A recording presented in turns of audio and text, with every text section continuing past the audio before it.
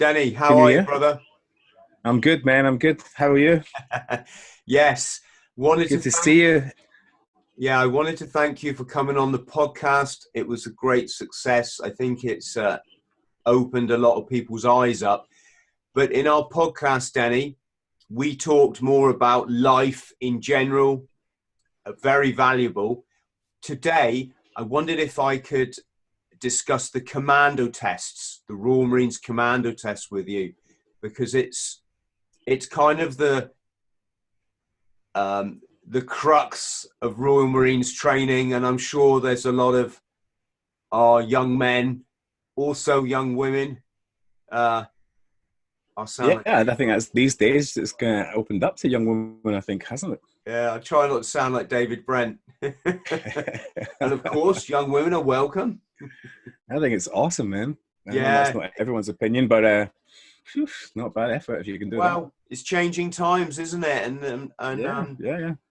I Oh, hope. by the way, I don't know if you know I was on Lent. I broke Lent because of the coronavirus. I'm having a rum and coke, so cheers. Okay, Yeah, that's. it's late on in me for I that. gather you did quite well. You laid off the booze for a couple of weeks, wasn't it? Or No, it was a month actually. It was a month. We decided wow. yesterday, like, okay, look, Songkran's been cancelled. Easter's kind of been cancelled. There's a massive crisis going on in the world. I just wanted to sit down, contemplate what was going on, and have a rum. And that's what we did last night. And Lisa's just finished work there, and she's just handed me a rum. And it's like, okay, that was beautiful. But I broke the habit of drinking for sure. I think that was the biggest thing for me. And I definitely broke the habit. I didn't have a hangover this morning because I didn't drink too much. But yeah, it was nice to have a drink last night and wake up and not hungover. And that was good. I enjoyed that time off the drink. It was really good. It made me very much more productive. I certainly won't go into habitual drinking until I'm drunk every night, which I've been doing for a few years, to be honest. Yeah. So, Denny, sorry, there's loads I could talk to you about, loads and loads, but Commando tests. I'm Isn't that what conscious we was need to talk about commando tests. So, what did they mean to you, and at what point in training did they become an issue? And what I mean by that, when you're in induction or foundation, as it's called now, in that first 2 weeks, you're not even freaking thinking about commando tests, are you? You're thinking about doing your ironing, and I didn't even think about what was happening tomorrow. I think I was very much in the moment. I think that's the great thing about it, isn't it? You don't have a plan for tomorrow. You have a plan for what you have to do right now so that you don't get in trouble tomorrow, or you get through training. But I don't know. I was 16 when I joined, so I was like 17, fit as a fiddle, you know. But when I joined in induction, I remember, you know, being allocated your bed and all your equipment, and then down the stores and getting your boots. I was just so happy, you know. Like I had these commando boots, these big fucking leather boots, and they were mine. And wearing the uniform, and even though the berry wasn't the color I wanted, but you know, learning how to shape it and walking around, I loved it. I felt proud as punch, man. I was keen and I'd learned how to iron. My mum and dad would, obviously my mum would be giving us that sort of lesson in sewing. I could already sew when I joined the course, so I don't know. My I mum was looked, a seamstress, so it was easy I to do looked at that all sort of that stuff. stuff, Danny, lying on the counter in the stores. They hand it over to you. They look at your size and they know immediately what you need, right? Yeah, And I'm looking even at your feet size. I'm looking at the denim trousers, these clunky old boots that haven't been worn in, you know, these hairy shirt. And I just thought, well, that's a load of fucking shit. Where's my gun? Where's like the exciting stuff that I can go camping with and kill wolves and stuff?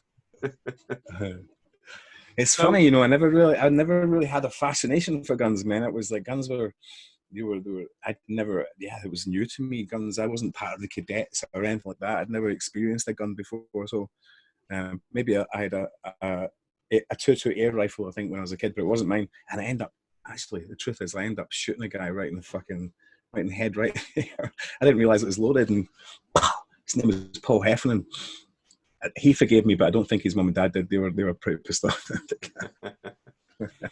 So yeah, going Guns. back to what I'm trying, just conscious of wandering off track because I've got air rifle stories. I Yeah, shot my I'm sure. brother. Yeah. We have a rule. We have a rule in this house. My little boy, he's not allowed to point any weapon at anyone, even if it's a plastic toy. And the reason Well, I say that is when you become an adult and you use real weapons, that should be second nature. If you're going to have a weapon, freaking happen, Denny, don't they? You know, yeah, accidents bloody well do, mate. Yeah. I saw quite a few negligent discharges in the Marines. Oh, me too. And not in the Marines. I never really came across too many Marines. Out in Iraq for 5 years, I saw a lot of negligent discharges, and thankfully, you know, most of them or some of them were in the allocated area with sand barrels and stuff like that. But I know a couple of Iraqi guys shot the leg, one in the leg, in the femur, and one on the foot. Literally shot himself in the foot because he didn't want to get out and unload his weapon. He did it secretly, like below, you know, and shot himself in the foot. So yeah, weapon safety is the most important thing that you'll ever learn. I didn't know any of that until I joined the Marines. Looking back in hindsight and going, well, that's a good bit of information. I wish I had that information when I picked up my mates to pretend to shoot him in the head, aim for it, pull the trigger, unaware that it was cocked and ready to go. And shot him right in the head across his pool table. So going back to what we said, when did you first think about the commando test? Was it like when they're just like next week? Well, it comes in a process, doesn't it? I think that's the great thing I think about military, the Royal Marines training. I can't comment on military training because I wasn't part of anyone other than the Marines military training. And I think it's a great system of periodization, right? So what happens is you have a bunch of weirdos all turn up with the one goal to get to the end of this course, and through the period of time they bring you all as one, and then you have the same information, you have the same education, you have the same workout routines, you have the same opportunity to food, so everything's easy, right, in that regard, and all you have to do is perform. And we're like athletes, right? So it's like a training camp for 9 months, but it's not a training camp 9 months. It's training camps. It finishes your 15-week pass out, but that's broken down into, I think, 4 sections, isn't it? You know, so you've got your induction phase into your twosome phase, and then you've got the next phase to the next phase, and the next phase into the next phase. And by the time you get ready for the commando test, your body, your mind, everything should be in peak order to perform that task at the end, much the same as a boxer getting to a 12-round fight. We've got to make sure his 3-month training camp, or if we only get him for 6 weeks, we've got to make sure that his fitness at that level is on that day, or on that, you know, couple of days, or certainly it's a week, isn't it, for Marine Commando test, isn't it? Is it over a week period? Yeah. So you should have peaked. And that's the great thing about the PTIs, you know, the PTIs and the system of training. I'm a PT, right? So I've been in gyms pretty much ever since I've been out of the Marines, other than my 5 years in Iraq. And basically, I look back to the periodization, the planning, the organization, the strengthening of the Royal Marines training back then in 1989, and it's second to none. I know it's got better. You've learned more as the science of the body and body movement and all that sort of stuff gets more. But Danny, I'm just going to say you're fading in and out. I don't know if it's because you're moving away from the mic. It might be, but I've also got a bit of construction going on. I can hear someone banging in the background, so they might be taking a bit of the noise from that. Yeah, that is good. It's good now. Is that better? All right, cool. We'll leave it at that. I'll speak to you. Yeah, so I think, what you said is very valid. You build up to everything in Marines training, don't you? So none of it comes as a big shock, but it does come as a challenge. That's right. That's right. It's not easy. Our commando test went something like, don't quote me on this, guys, but it was Thursday. We did the Tarzan assault course. Friday, we did the endurance course. Saturday, we did the 9-mile speed march. Sunday, we had off so we could travel down to Oakhampton. And on the Monday, we did the 30-miler across Dartmoor. And I'm pleased to say I passed them all first time. Yeah, me too. I'm not pleased to say I did not find them easy at all. In fact, I hadn't actually passed the endurance course. I think we had 4 tries at it, including the pass out. And those 3, or it might have been 2, I failed miserably. In fact, one of them, I just walked back to camp. I was so exhausted.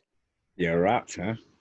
So let's take that from the first one then. So the Tarzan assault course, were you, I mean, we were all quite nimble, weren't we? But climbing came I easier to think some people. I think you're absolutely right. It's all very, very, and I apologize for the guys in the background.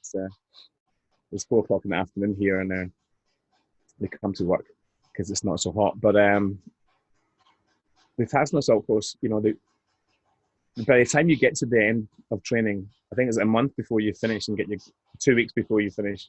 Isn't it like, is it in the last month of training? So you've been training for 8 months, your body's shattered. I was 16 going on, I was 17 at the end. So when I would get onto the the ropes we pull over on both legs, my shin splints were just so I don't know if they were shin splints, but the pain in my legs at the time was so painful that the whole run through it, you know, from jumping off, catching the net, and then going on that run, I was numb. You know, honestly, the pain I was in going through it, I just knew I'd learned by that time to be able to move my legs, breathe, move my body in a way that was kind of unconscious. I'm sure you know what I'm talking about. You know, like there's just an element of your energy can go as long as you don't lose focus, I suppose. If you do, just keep breathing, keep pumping, keep moving your legs, keep that energy going, push and drive and breathe. I was only 17, so it was a real hard effort, and I found every bit of it as challenging in the end climbing that rope. I didn't think for 1 second I'd get to it, but I knew I would get to it. But it was almost an impossible feat at the end.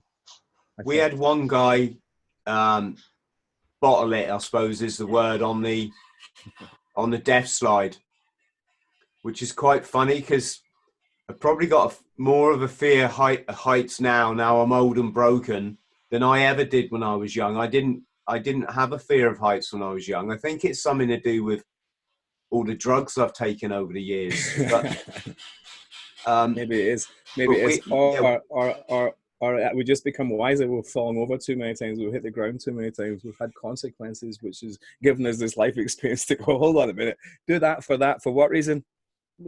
The risk doesn't mean nah, I'm not going to do that.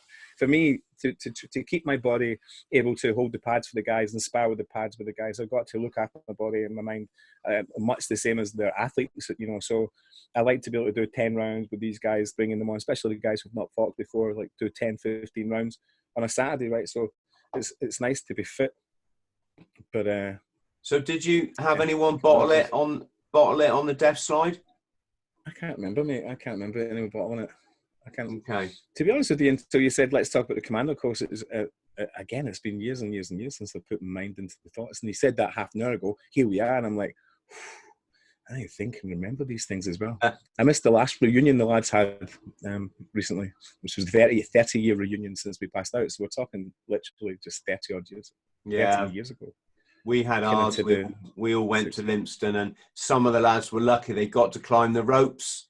But when I went to climb them, one of our lads is still a major, right? So we joined as recruits. 2 of our boys are now majors and still serving, which I find fascinating, isn't it? Unbelievable. I mean, big respect to them, but I kind of can't help thinking, oh my God, guys, there's so much life, you know. Yeah, but you know what, man, that was a decision we all had to make, right? So when you look at the career and the core that these guys have done, you know, and they've raised their families well being in the core's of stability, they've got their pension, they've got all these different things that their life experience meant that they needed that order and to do so. And it's those guys we fall back on when we need them. You know, if it wasn't for those lifelong dedicated people who were able to do that, then we wouldn't have a foundation to go from.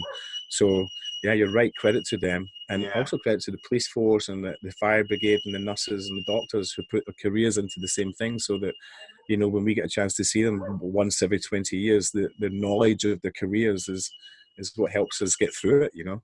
So yeah, credit to them, but it wasn't for me, man, and it clearly wasn't for you, but because of them and the ones like them who were in our generation gave us what we have, and still here we are 30 years later still talking about that experience we had. Yeah, you can, you know, you can get a good life out of the forces if it's your thing, and also you can really make it work for you in terms of all you've got to do is get an adventure sport that you love, and the Marines will just let you go and do it whenever, you know, pretty That's much right. full time. So Yeah.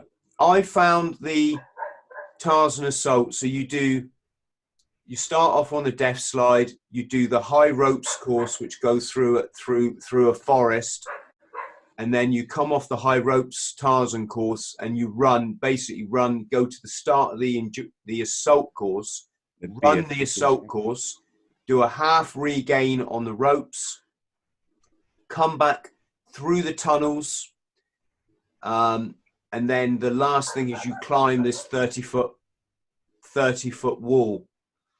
And I didn't have any problem with it. The half regain was easy, but I found it ball bagging really. I would say that was the hardest one for me, man. You blow, don't you? You're not physically drained. You're just blowing really hard. Every muscle that you've been using, all your cardio systems shattered, you know, like from the minute you start, you know, as soon as you start, your adrenaline's pumping. By the time you get to that run down at the bottom field there and then make your way back up, you know, you spent 15 weeks on the bottom field getting used to this stuff. It should be easy. And it was easy, you know, like in comparison to what you'd started out like. But by the time you get to the end and you start on this, you know, like that 30-foot wall at the end, man, that's a dangerous thing to do, you know, because as you're going up and you're shaking and you're pulling up, you're still going to fall 30 feet if you let go. There's no water at the bottom of that, you know. So yeah, I loved it. I've got a photo of one of our lads, Fraser, I think his name was. He's climbing that wall, passing his commando test, getting his green beret. He's got pneumonia, and none of us realised it. Wow. He had to do the pass out parade in his wheelchair.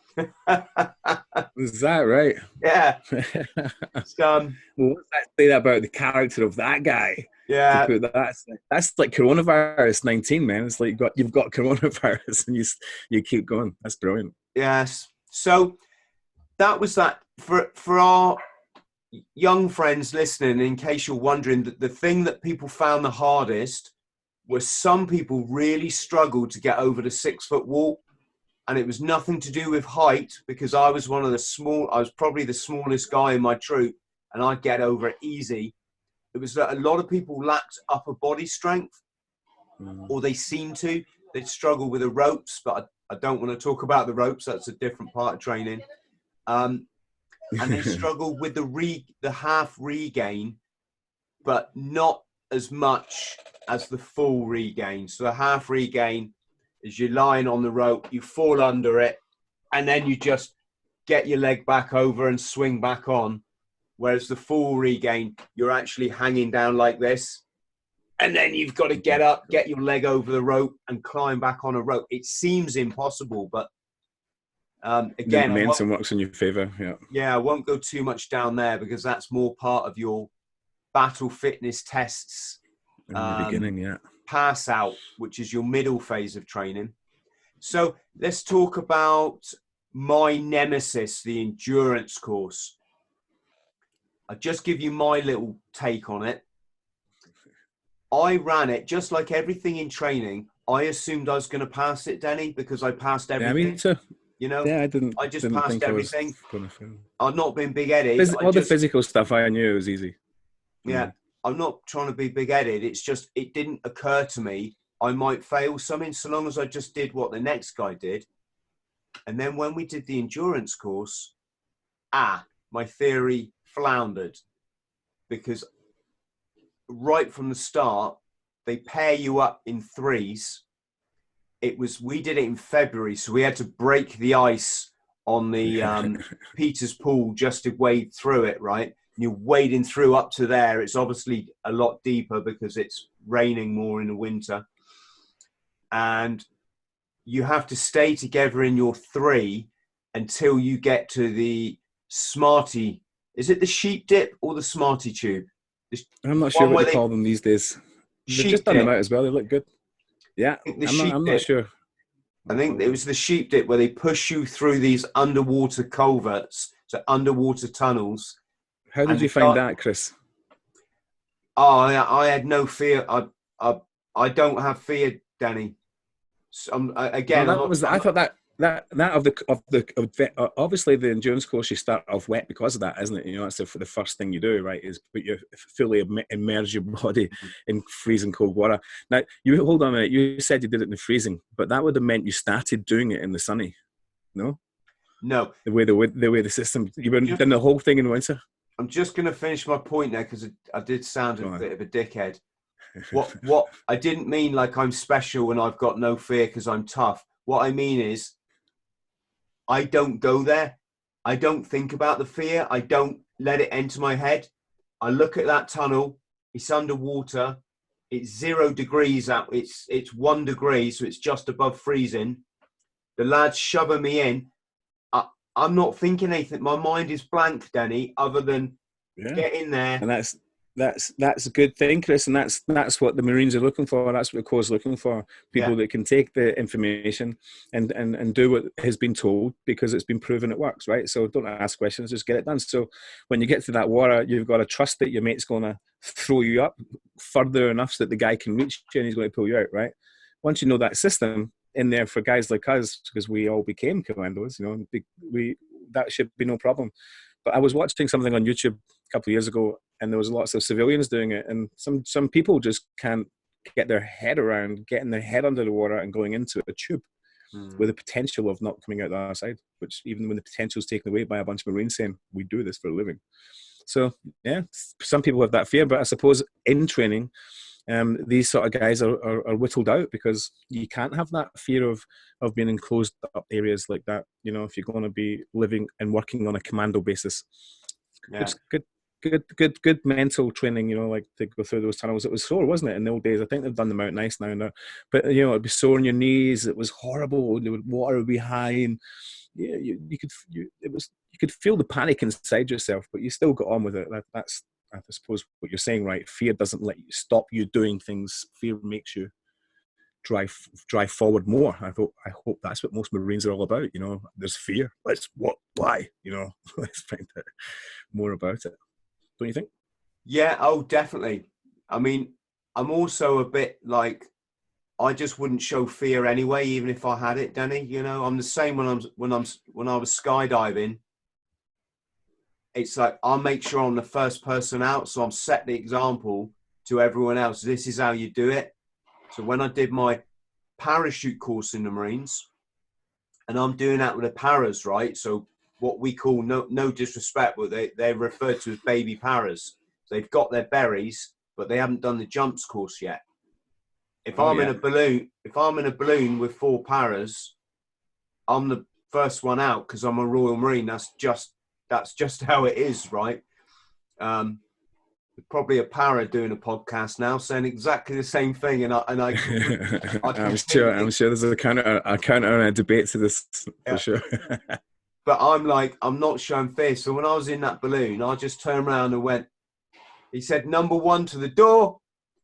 And I stood in the door. He said, arms cross reserve, go. And I went, I'll see you guys on the ground. Geronimo!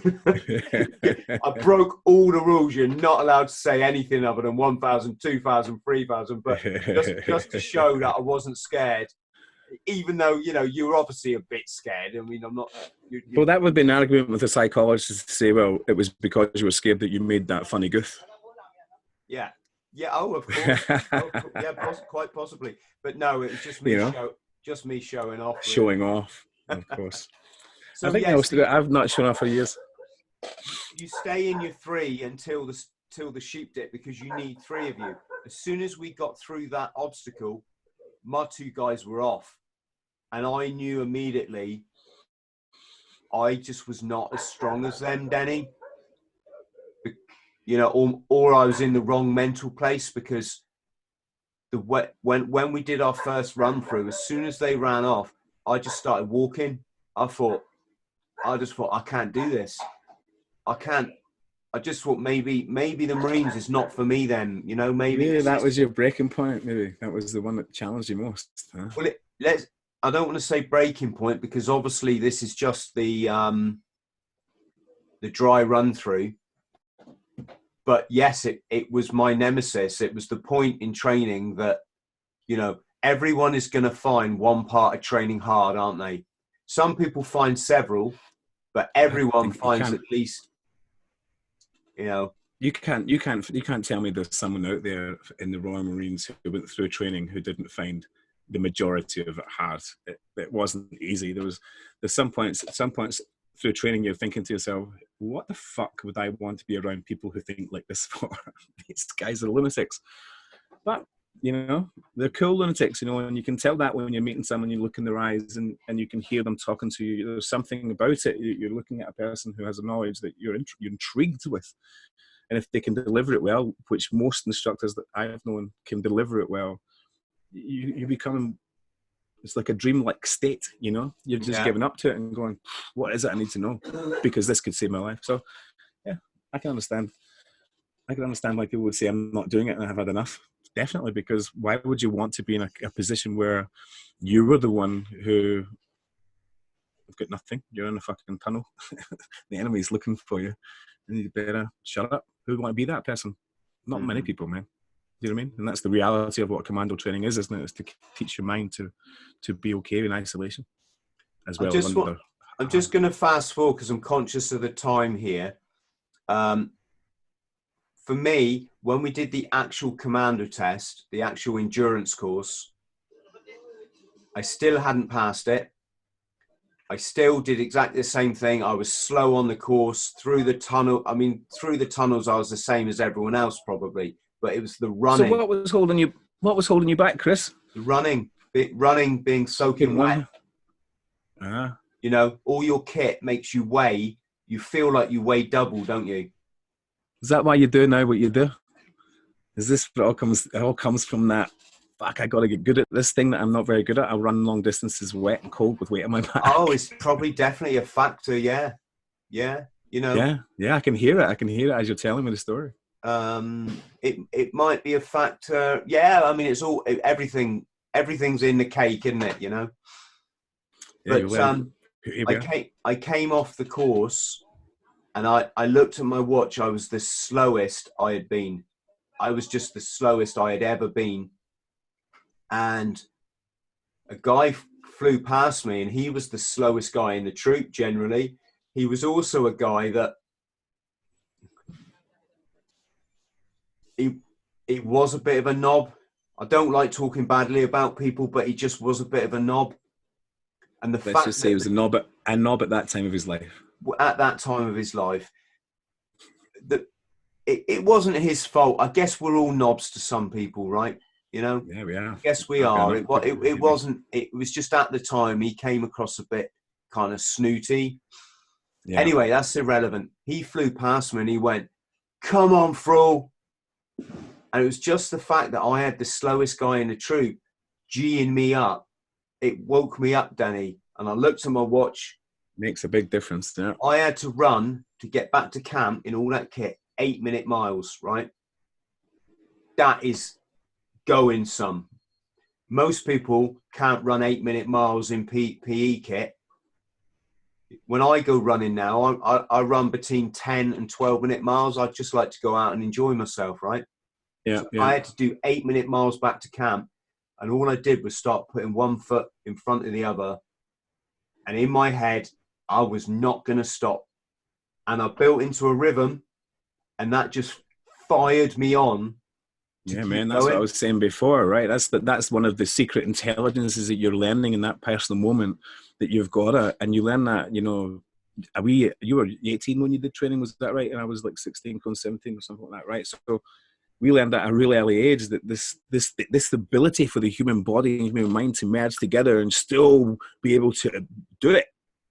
Like you're saying, you know, I learned that out running once, you know, running for a marathon, training for a marathon and running, and then just all of a sudden it just clicked, you know, the breathing, the weight on the leg, the stride, you know.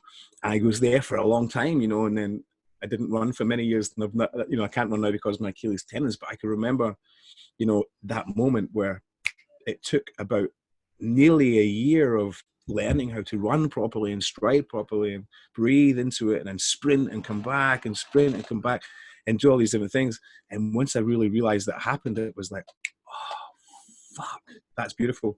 I think that's what I learned in the Royal Marines, and that's what keeps me going in day-to-day life, mate. You know, just sometimes my body, even boxing training or wherever, life's gone too much. It's just like, don't worry. Sometimes your body and your mind will just take over and you don't have to stress too much. And I think that's a really, really great lesson that I learned very young in life, being a Marine, going through these things, was there's something in you that's more than what you think. It's bigger and stronger. And it's your willpower, the thing that made you all of a sudden do 8-minute miles, get back to camp, shoot those rounds off and get that ticket so you could carry on with the journey you were on. That's inspiration. That's not. Did you pass that test the first time you did it? Yeah, man. I don't have any troubles with the physical aspect of training. Commando test for me, I was young, I was a boxer, I was really excited to do them all. I was in pain like everyone else, but it wasn't on my is it the 9 miler speed max, the 6 mile speed max? What's the one in the Commando test? Is it the 9 miles? 9 miler, and about 2 miles into that, the guy behind me lost step and pulled off the heel of my boot. So I had the heel of my boot for the next 7 miles clicking. So I wasn't very happy when I finished the 9 miler. But that was probably the only thing that happened. I have got a wicked Achilles tendon and boot story. You are just going to love this, right? No, seriously. We wore the same boots through most of the way in training, right? Yeah. And by what nobody's telling you is by sort of the 6th or 7th month phase, they've dried out so much, they lose all their elasticity. And you're polishing them up with dub-in and boot polish, and it makes them a bit supple, but still it's lost a lot of the elasticity. And in the back of my boot, it was pushing into my Achilles, and it gave me Achilles tendonitis. So I had this big fat break in my Achilles, swell, right? All it was the boot. So for my Commando tests, so I got a new pair of boots, which kind of helped for my final X. But for the Commando test, I just cut the heels out of my boots. So I had like sandal boots, right?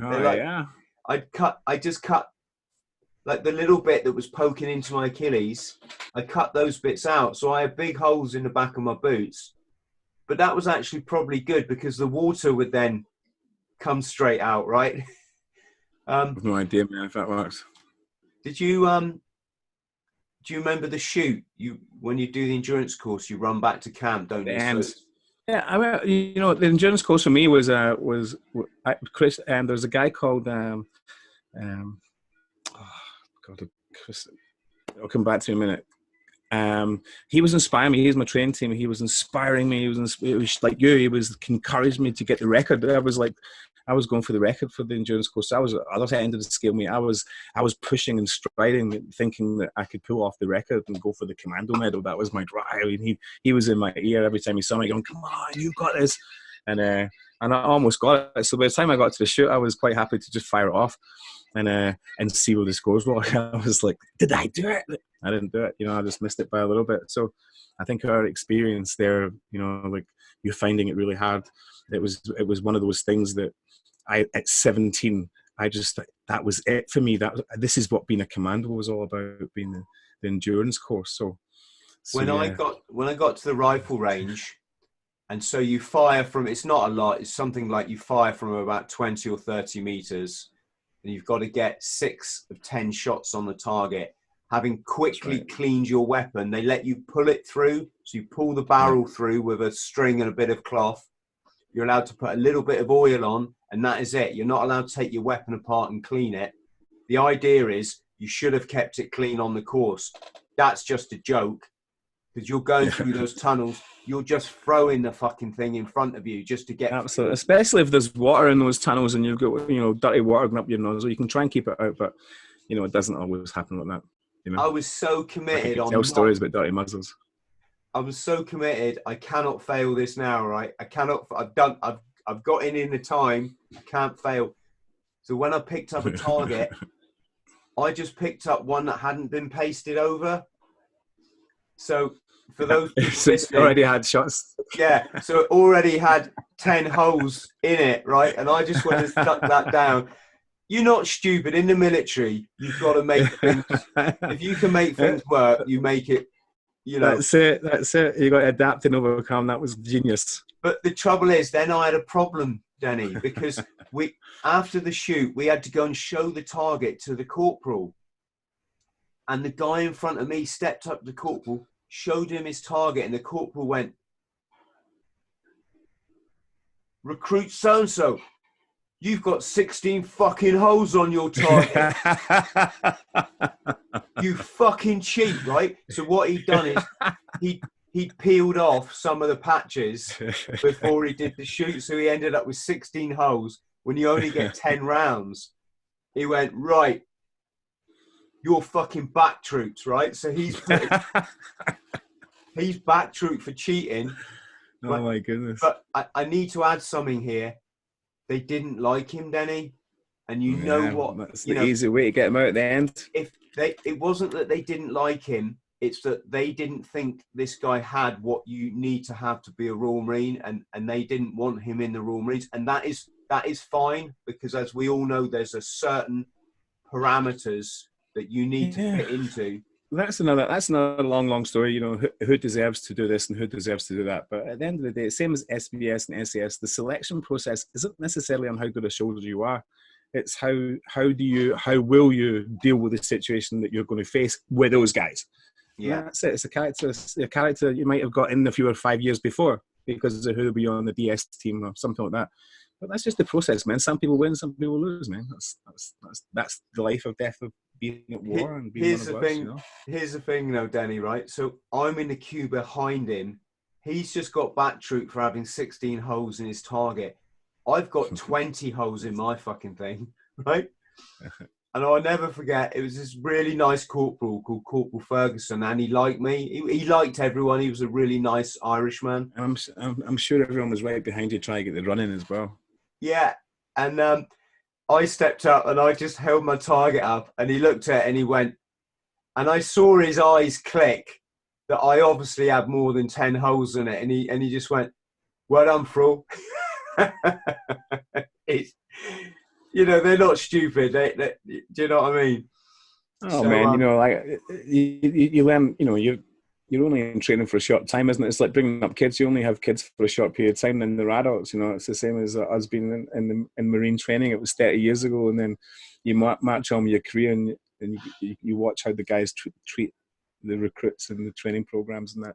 It's hilarious, man. It's hilarious. I didn't get a chance to do that job, but it looked fun for sure. So how was your nine miler doing it with one boot broken?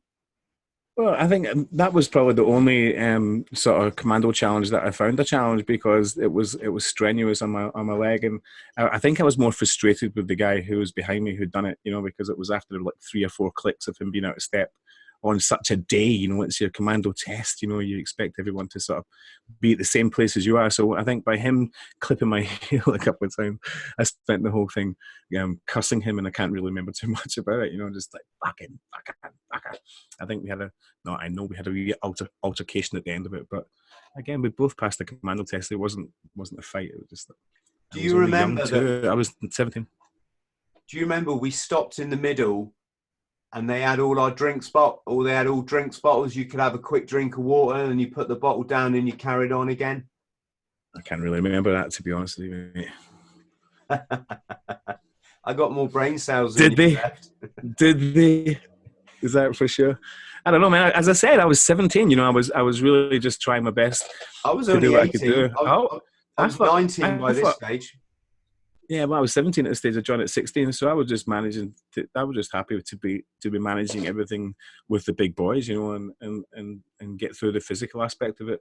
I certainly felt weaker, but you know, I joined, and I know this because of boxing. I joined at 56 kilos. I don't think you can even join at that height weight anymore.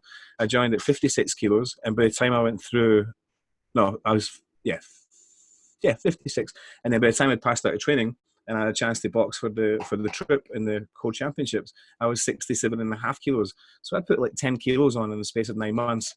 So as a young athlete, I was getting stronger and stronger and stronger. So I think, like I said before, the periodization of that regime of physical fitness was ideal for my body type. Do you know what I mean? Because it was just thriving on the food, it was thriving on the exercise. My mind was thriving on the excitement of doing it and getting through it. I didn't really feel honestly under pressure. I mean, going back onto the 30 mile or two. Listen, and I got to sort of round it down a little bit as well, because I've got to go down to the doctors here in the island and get checked out for this virus. Make sure my temperature's not going up and all that sort of stuff. I've got to do that once a day. Let's finish on the 30 miler then. How was your experience? I loved it, mate. I loved it. It was like I felt like I was going through the whole experience with little hairs in my back. It was such a great experience for me. We passed out on the 13th of October. So go back a month. It's September. You know, it's late summer. It was just beautiful, man. That was probably one of my best. That was probably my best commando experience. I felt strong and powerful. I think everyone. I don't think anyone failed that in our trip. It was a pretty high success rate, and everyone kind of got good times as well. It was I enjoyed it. What about you, mate? I found that again, all the speed, the marching stuff, I've just found really hard, Denny. I'm 5'7.5". Yeah, that's a lot of weight. You know, and I'm carrying the same weight as guys almost twice my size, right? Yeah. And usually you need to be bulky for that, right? Get loads of muscle on. What do you know what your weight was when you joined the Corps? I was about 9.5 stone. So really 50, light. About the same as me, mate. Yeah, that's about 56 kilos, something like that. Yeah. And I don't think I put a lot of muscle on in training, because I'm always quite lean and fat free anyway, right? I've still got the body now that I had when I was, well, you know, got maybe another inch around my stomach. But when you do the triathlon, that really keeps you trim, you know. It really gives you the body back that you had when you were a teenager. Quite bizarre, really. But yeah, I was frustrated on the 30 miler that just yet again, it just felt like this shit's not for me. It you know. And at one point, me and this other lad just stopped and started walking. But it was only because we were so near the end that we didn't drop back that far enough to fail it.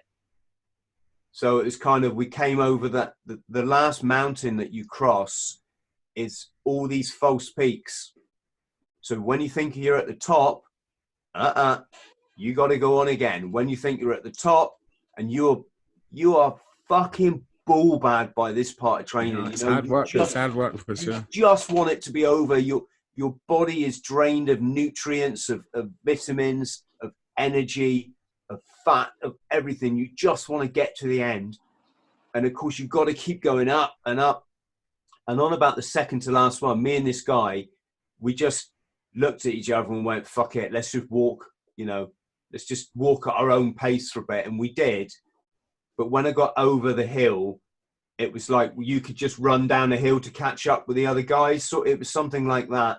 And then, of course, we were half a mile from the end, and then you're not going to give up then, right? And you come over that bridge at the end, and all the others that have finished are there clapping you across the bridge. And you know at that point, you're a Royal Marines Commando. There's nothing, you've done it now. There's nothing more to do. You know, in life, there's some anticlimaxes. I have to say that's not an anticlimax. You know, when you get to the end of that long journey and you're handed your green beret, which you've shaped previously, you know, and it's all there for you. I think that's one of the grandest moments of my life. I enjoyed that moment more than my pass out parade or anything else that came after it, for sure. Yeah, for sure. Denny, I'm going to let you go. I just want to say a few things. First off, lots of love to you and your family. Thank you very much. Thank you. Lots of love to everybody watching. If you've got questions, friends, put them below, and Denny and I will endeavour to answer them. or if you've Absolutely. got ideas for other podcasts you'd like us to talk about. Danny, I will send you the details about tonight. Great. Yeah, I'll see you then. To have you on the Commando to Commando live chat. And awesome. I'll shut up. Ciao. All right, I've got to go. Hey, listen, if anyone out there has coronavirus or something like that, get well. We're all thinking about you and praying for you.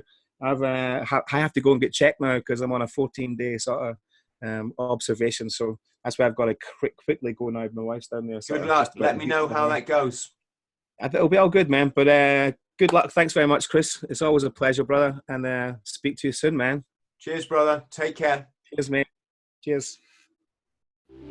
Friend, thank you for watching my video.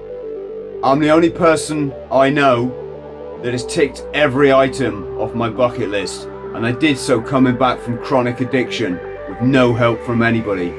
Now I want to pass those skills on to you, but I can't help you unless you help me and hit the subscribe button. So please do so, and let's go and smash this world together.